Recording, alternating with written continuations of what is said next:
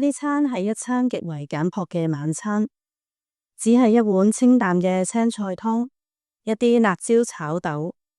再配上一碗白飯。早餐幾乎都係一樣。學生話呢盤拌飯嘅炒豆唔係每日都有，已經好幾日冇食過啦。你可能會覺得困惑，喺呢個物質豐盛嘅世界裏面，點解會有人挨餓呢？呢度係泰國邊境嘅難民營。過去40幾年嚟，因緬甸持續嘅內戰，數以十萬計嘅緬甸難民逃往泰國同埋鄰近嘅國家。泰國境內設有9個難民營，收容咗超過10萬人，其中有半數嘅人係喺難民營裏面出世，但係唔包括嗰啲冇辦法確認身份嘅人。估計難民營裏面嘅人口實際超過20萬。然而喺過去5年，每年只有大約1000人被第三國接收，重新安置，意味住大多數嘅難民仍然困喺營裏面，生活艱難無盡。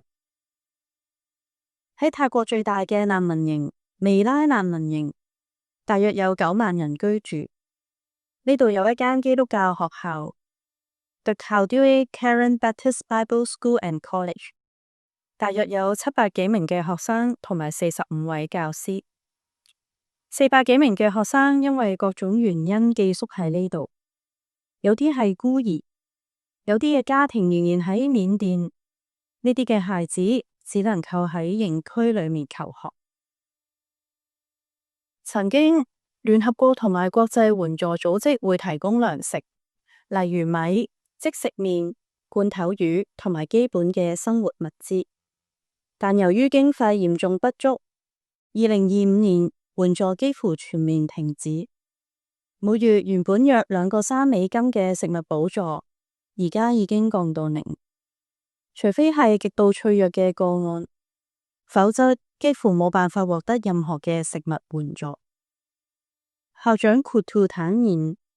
學生已經好多年冇食過肉類，有營養不良嘅現象。糧食供應極度有限，白米係主食，青菜湯同埋偶爾嘅辣炒豆係配菜。米價飆升，40公斤白米嘅價格從800幾嘅泰銖升至超過1100蚊泰銖，令到糧食更加難以為繼。困境唔單止係咁，因為燃料嘅短缺，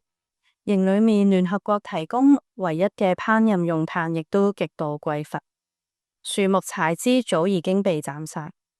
資源缺乏亦都催生咗偷竊嘅案件。晚上8點半以後禁止任何嘅活動，醫療診所亦都因為冇辦法獲得資助而喺9月停止服務。2025年8月底，泰國政府終於允許難民合法出營工作，但因為程序繁複，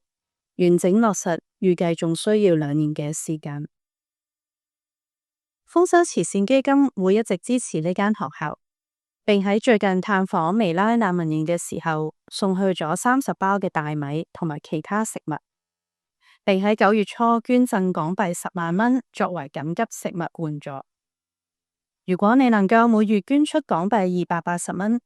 唔單止可以讓呢啲嘅孩子每日2餐有白飯、雞蛋、粟米同埋番薯，外加一啲青菜同埋罐頭魚，為佢哋嘅生活帶嚟一絲希望同埋溫飽。如果想更了解難民營嘅情況，可以掃 QR code 瀏覽豐收網頁。你嘅奉獻將化作實際嘅改變，使佢哋重燃希望，活出尊嚴。